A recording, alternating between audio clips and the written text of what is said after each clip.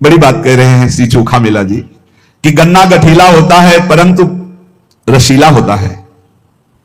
रस में गांठ नहीं होती है, गन्ने में गांठ होती है। रस जानने वाले गन्ने के रस को देखते हैं, गांठों को नहीं देखते। इसलिए है प्राणी ऊपर के आकार में क्यों भूला है, अंदर देख रस सिंधु भगवान बैठे सबके हृदय में। देख कमान टेढ़ी होती पर तीर सीधा जाता है, ऊपर के आकार में क्यों भूला है। देख नदी टेढ़ी होती पर उसका जल स्वच्छ मीठा प्राणों का पोषण करता है। चोखा मेला जी कह रहे हैं मैं जाति का महार हूं परंतु मेरा भाव बहुत ऊंचा है कि मेरे भाव में विट्ठल बैठा हुआ है। इसलिए तू ऊपर की बात पे क्यों भूला है, अंदर के रस को देख। सेन जी कहते हैं कि हम बारबर हैं, बारीकी से हजामत बनाता हूं, विवेक का दर्पण दिखाता हूं, ज्ञान की कैंची चलाता हूं, शांति का झलक छिड़कता हूं, अहंकार की छुट्टियां घुमाता हूं, भावों की कटिंग करता हूं, काम क्रोध को जड़ से उड़ाता हूं। ऐसा मैं संत सेना नाई हूं। हे भाई, एक नाथ जी महाराज कह रहे भगवान के कृपा प्रसाद का लक्षण होता है कि वो सगुण चरित्रों का गायन करके ही अपना समय व्यतीत करता है। संत जन जिस पर कृपा करते हैं उसका मन भगवान की लीला चरित्रों में लग जाता है।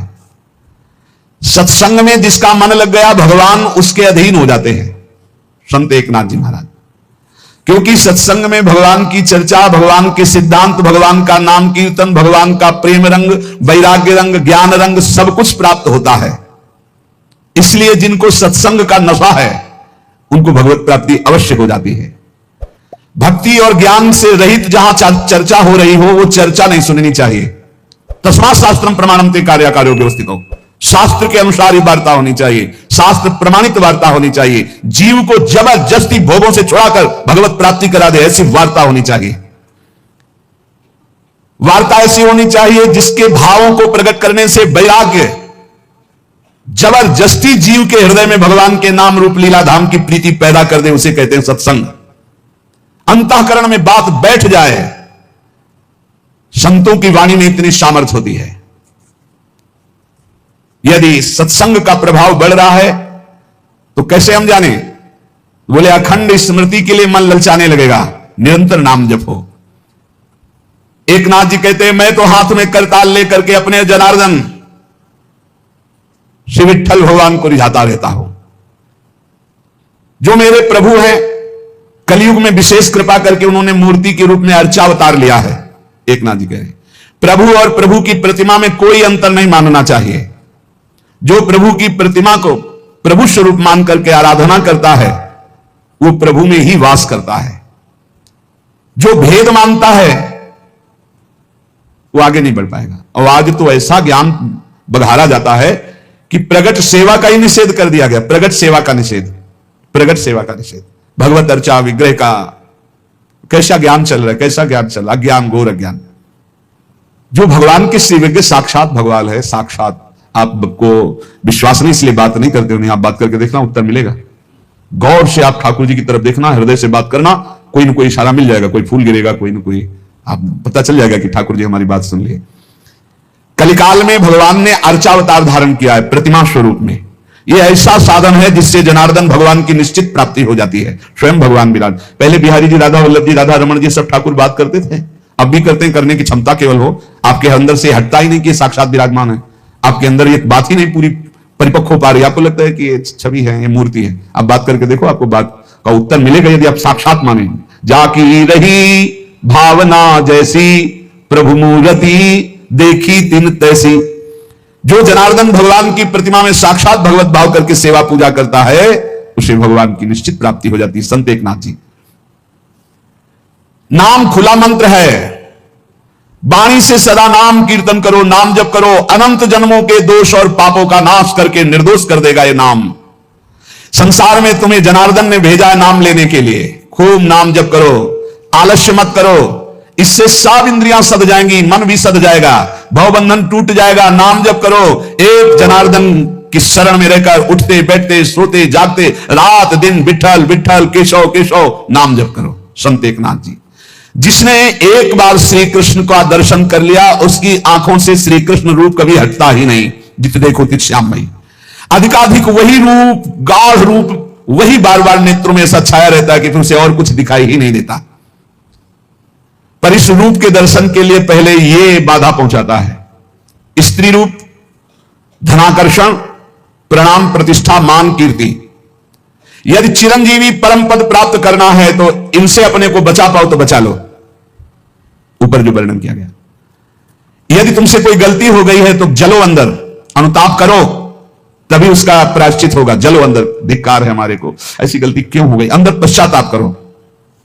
श्री कृष्ण परम पद प्राप्ति करने की आशा और पापाचरण असंभव, एक ना जी करें।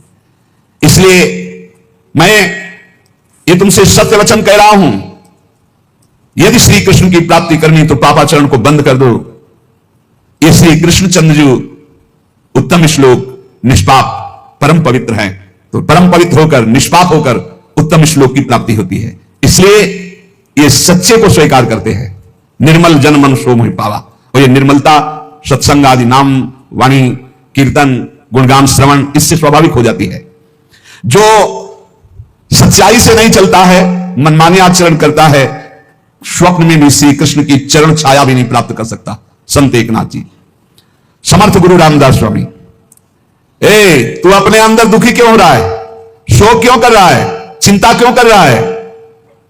तू अविवेक के कारण कर रहा है। विवेक धारण कर, तू विदेही है, तू देह रहित है, ये देह तेरा नहीं है। तू क्यों शोकित हो रहा है, क्यों दुखी हो रहा है, क्यों चिंता कर रहा है? अरे तू मोक्ष सुख का अधिकारी है, उठ।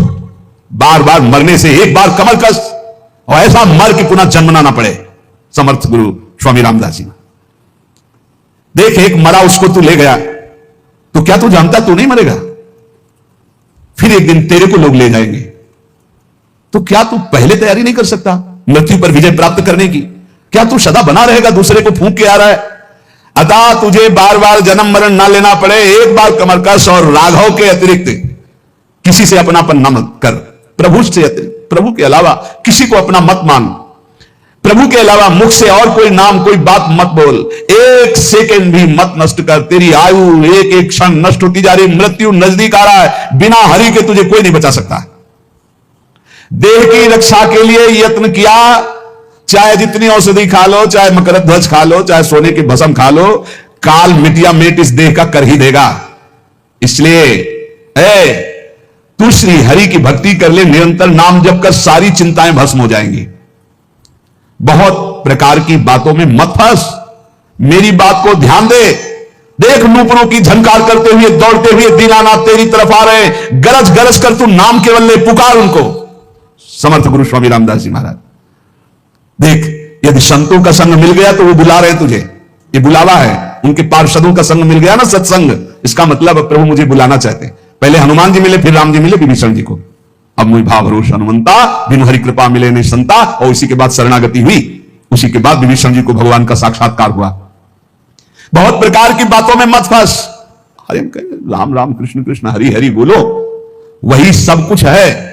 बैठ के समय बर्बाद मत कर, नाम जप कर, फिर कुछ भी ध्यान कर, कुछ भी करो, उसमें हमें कोई लेना देना। नाम जप मत छोड़ो, नहीं समय बर्बाद हो रहा, बेकार समय नष्ट हो रहा। बैठे बैठे गणित लगाने से भगवत प्राप्ति नहीं होती। स्वामी जी कह रहे हैं बहुत प्रकार की बातों में मत फंस, दृढ़ता पूर्वक नाम जप कर। देख नूपुरों की झंकार करते हुए दीनानाथ तेरी ओर दौड़ते हुए आ रहे, ऐसा दिखाई देगा यदि तू गरज गरज कर नाम कीर्तन करेगा। यदि प्रभु को बुलाना होता है जिसे अपनी तरफ, जिसका अंतिम जन्म होता है, उसे सत्संगति प्रदान कर देते हैं। सत्संगति से मन के मल नष्ट हो जाते हैं, बुद्धि संसार से हटने लगती, प्रभु में लगने लगती है। ऐसी सत्संगति बड़े भाग्यशाली को प्राप्त होती है। अपने बुरे आचरण में सोच विचार करके परिवर्तन करने का भी समय है, कर लो। अति आदर के साथ साधु समागम सत्संग करो। ये कल्पनाएं छोड़ो, ये कर लिया, ये भोग लिया, ये भोग लेंगे, ये कर लेंगे। आशा मत करो कि तुम इस संसार में कभी सुखी हो सकते हो। समर्थ गुरु रामदास जी, आशा मत करो इस संसार में तुम सुखी हो सकते हो। चाहे जितना रुपया मिल जाए, चाहे जितना भोग मिल जाए, कभी सुखी नहीं हो सकते। सुखी हो गए तो हरि के अंश हो, हरि में। अरे कितने विद्वान, कितने ज्ञानी वंचित हो गए भगवत प्राप्ति से। इस अहंकार के कारण मैंने देखा है कि वो विद्वान ब्रह्म राक्षस बन गए। समर्थ गुरु स्वामी रामदास जी के वचन। अहंकार के कारण शास्त्रों का ज्ञान होने पर भी वो ब्रह्म राक्षस बन गए। सचमुच सचमुच ईश्वर के नाम जप के भजन के बिना कौन विद्वान ऐसा है जो इस माया पर विजय प्राप्त कर सकता है। अहंकार छोड़ दो, नाम जप करो।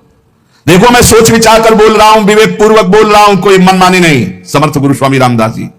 सत्संगति अत्यंत त्रस्त लोगों को भी महाशांति प्रदान करती है। अतः खोज करो सत्संगति की। संयमित आचरण, शास्त्र सम्मत वाणी, यह सत्संग में प्राप्त होती है। जिसने अहंकार रूपी मक्खी खा ली है उसे ज्ञान रूपी भोजन उल्टी करना ही पड़ेगा, पचा नहीं सकता। अर्थात जिसके मन में अहंकार अपने ज्ञान का है वो ज्यादा बोलता चला जाएगा और अनुभव में कुछ नहीं होगा, केवल प्रवचन होगा।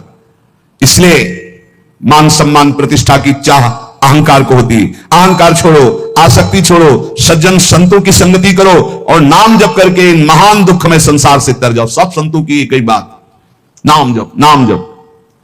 ऐ मन, यह सत्संग केवल केवल भगवत कृपा से मिलता है और सत्संगी को निश्चित मोक्ष की प्राप्ति होती है। साधु संग करने वाला भवसागर से पार हो जाता है। सत्संगी द्वैत भावना का नाश करता है। सत्संगी का कभी पतन नहीं होता। जो रोज सत्संग सुनते हैं उनका इसलिए पतन नहीं होता, रोज चाटे लगते रहते शब्दों के, रोज उत्साह बढ़ता है, रोज पापाचरण छोड़ने की हृदय में एक वृत्ति जागृत होती है। पूज्य स्वामी समर्थ गुरु रामदास जी कहते, कौन धन्य है इस संसार में जो सदा अपनी देह को भगवान के लिए कष्टमय रखता है, वो धन्य है। उचित भोजन, कठोर शैया, कम सोना, अधिक जगना, नाम जप करना, गुण कीर्तन करना, जानबूझ करके सारे सुख सुविधाओं को ना भोगना, उसका जीवन धन्य है। संसार में कौन धन्य है? ध्यान से समझो। जो प्रभु के लिए अपनी देह के आराम सुख को त्याग कर कष्ट सहता है। बहुत भाग्यशाली साधक हैं, ऐसे हैं। ऐसी गर्मी में जहां एसी भी काम नहीं करती, वो कूलर भी नहीं चलाते। सोचो ऐसी गर्मी में कैसे रहा जा सकता है। हमारे गुरुदेव भगवान तो 20 वर्ष हाथ के पंखा से केवल किया है, हाथ के पंखा से। भीषण गर्मी में भी रात दिन, वहां बिजली का प्रवेश ही नहीं था, बस दीपक जला करके रात्रि में, इतना छोटा सा दीपक और हाथ। अरे भजन के बिना थोड़ी स्थितियां आती हैं। सदा प्रभु के कार्य में जो अपनी देह को कष्ट देता रहता है, प्रभु के लिए प्राप्त सुखों का त्याग करता है, मुख से अखंड नाम उच्चारण करता है, जो अपने जीवन को भगवान की दास्ता में बेच देता है, उसका जीवन धन्य है। दूसरा, जैसा बोलता है वैसा ही आचरण करता है, वो धन्य है। जो नाना रूपों में एक ही ईश्वर को देखता है, वो धन्य है। जो सगुण भगवान में जरा भी संदेह नहीं करता, वो धन्य है। जिसमें अहंकार नहीं है, दूसरे की उन्नति देखकर ईर्ष्या नहीं है, अपने स्वार्थ का जिसने त्याग कर दिया है और संसार की किसी भी पदवी को जिसने जीवन में स्वीकार नहीं किया, उसे धन्य कहा गया है। उपाधि, कोई भी उपाधि नहीं। भगवत मार्ग में भी उपाधियां मिलती हैं। जिसने कभी कोई उपाधि स्वीकार नहीं की, कोई भी अपने पद प्रतिष्ठा, कोई जिसने अहंकार का त्याग कर दिया है, जो दूसरे की उन्नति देखकर कभी ईर्ष्या नहीं हृदय में, जो स्वार्थ का त्याग कर और जो संसार में किसी पदवी को, किसी उपाधि को स्वीकार नहीं किया, वो धन्य है। जो विद्वान होते हुए घमंड से रहित नम्र वचन, मधुर वचन बोलता है और अपने को संसार में भगवान का सेवक घोषित करता है, वो धन्य है। जो इस अखिल संसार में एक भी कोई शत्रु नहीं बनाता, जो विवेक पूर्वक, निश्चय पूर्वक कभी ना तो मिथ्या भाषण करता है ना मिथ्या आचरण करता है, वो धन्य है। जो भगवान का दास है उसे कभी चिड़चिड़ाहट नहीं होती। जो भगवान का दास है वो बहुत गंभीर और शांत होता है। ऐसे भगवान के दास को हम नमन करते हैं। श्री समर्थ गुरु रामदास जी महाराज। नाम के अतिरिक्त जितनी चेष्टाएं, इनमें हमें विश्वास नहीं है भगवत प्राप्ति करा देंगे। महापुरुषों के वचनों को पकड़ो। नाम परमात्मा का साक्षात स्वरूप है, इसलिए नाम पर हमें बहुत विश्वास है। समर्थ गुरु रामदास जी। जिसकी नाम में रुचि नहीं होती उसकी यमराज में जरूर रुचि करनी पड़ेगी। यमराज में मतलब यमपुरी में, समझ लीजिए इशारा। जिसके मन में नाम के प्रति संदेह है कि अरे क्या होगा नाम जब से, इसका मतलब उसे घोर नरक यंत्रणा भोगनी है। इसलिए अति आदर के साथ मेरी बात मान लो, मन लगाकर पूरा का पूरा समय नाम जप में दो। सेवाएं करते हुए नाम जप, मुख से नाम लो और शरीर से चेष्टाएं करो अपनी गृहस्थी विरक्ति की जो सेवाएं। जो ब्रह्म ज्ञान की केवल बातें बनाता है, बहुत समर्थ महापुरुष इसलिए सबको, ब्रह्म ज्ञान की केवल बातें करता है, बातें बनाता है, लेकिन उसमें स्थिति नहीं है, वो पापी पुरुष है। समर्थ गुरु रामदास जी की वाणी। जो ज्ञान की बातें केवल बघाड़ता है, स्थिति नहीं है, वो पापी पुरुष है। क्योंकि मन ही मन वो पापाचरण की बातें सोचेगा और शरीर से पापाचरण करेगा और वाणी से ज्ञान की बातें बघाड़ेगा, वो पापी है। ऐसे मनुष्यों की बड़ी दुर्गति होती है। पीछे कहा विद्वान है, ज्ञान है, आचरण ठीक नहीं है तो क्या बना, बोले ब्रह्म राक्षस। मृत्यु ये नहीं देखती है कि ये बालक है कि जवान है कि बूढ़ा है, उदार है कि कंजूस है, मूर्ख है कि ज्ञानी, सबके शरीर का नाश करती है। मृत्यु सुंदर से सुंदर, असुंदर से असुंदर, सबका नाश करती है। इसलिए पुण्य पुरुष वही है, हरिदास वही है, नाम जापक वही है, कीर्तनकार वही है जो मृत्यु आने के पहले ही शरीर को छोड़ दे, शरीर का राख छोड़ दिया, देह रहित विदेह स्थिति। इतना नाम जप करो कि मृत्यु आने के पहले ही शरीर राख खत्म हो चुका है। संदेह मत करना हमारी बात में, मृत्यु लोक में जन्म लिए हो तो मरोगे। यहां जो पैदा हुआ वो मरेगा, चाहे कोई भी हो। इसलिए मरने के पहले स्थिति प्राप्त कर लो, नाम जप के द्वारा वो प्राप्त होगी। भगवान हलवा पूड़ी नाना प्रकार के पदार्थों के भूखे नहीं हैं, उनको केवल भाव चाहिए। भाव से ही वो भोग पाते हैं, भाव पर ही वो रीझते हैं, भाव से ही वो प्रकट हो जाते हैं। इसलिए भाव प्रकट होता है भजन से, जितना भजन करोगे उतने भाव। ये तुम्हारा जीवन एक रत्नों के समूह का संदूक है, खोल लो रतन। वो रतन है हर श्वास में नाम जप करना, ईश्वर अर्पण जीवन, नाम जप, तो एक से एक दिव्य ज्ञान के रतन, भक्ति के रतन स्थिति आ जाएंगी। और यदि श्वास रूपी रत्नों को भोगों में नष्ट किया तो जिस आनंद के लिए मानव देह मिलेगा उससे वंचित रह जाओगे।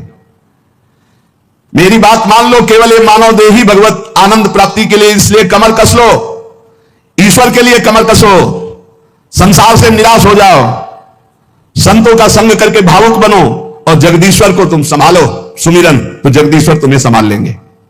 भावुक भक्त को भगवान अपनी गोद में रखते हैं। वासना के कारण ही तुम्हें बार बार जन्म मरण मिला है। उपासना से नष्ट कर दो अपनी वासना को।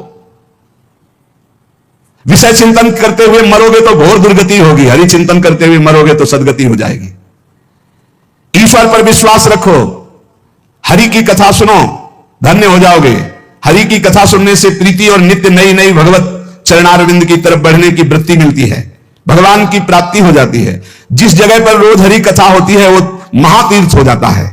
इसलिए जहां कहीं भी हरि कथा हो रही हो, ऐसा सुनने को मिले तो दौड़कर आलस्य, निद्रा, स्वार्थ का त्याग करके हरि कथा में जाकर सबसे अपने को नीच समझ करके बैठो, सबसे अपने को नीच समझ करके। जहां भगवत चर्चा सुनने को मिले दौड़ो, जहां जहां पीर की बात सुने खोजत तिन गैनन।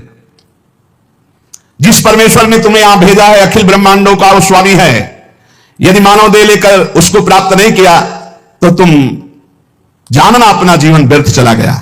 इसलिए मेरी बात मान लो, शाश्वत अशाश्वत का भेद जान जाओगे यदि नाम जप करोगे। ये जितनी भी कलाएं और विद्याएं प्रकट की जाती, सबका उद्देश्य केवल उदर भरण के लिए सीमित हो जाता है।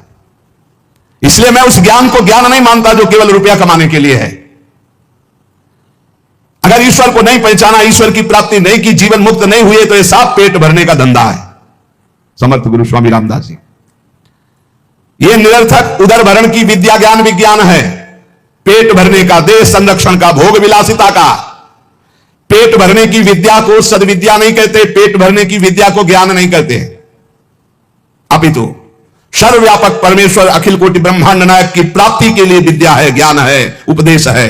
हे सज्जनों, सावधान होकर इस विद्या का उपयोग भगवत प्राप्ति के लिए करो। सत्संग, प्रवचन, कथा, वार्ता, ये भगवत प्राप्ति के लिए, पेट भरने का धंधा नहीं है। धन्य है वो नरदेह जो इसको प्राप्त करके भगवान की प्राप्ति कर लेते हैं।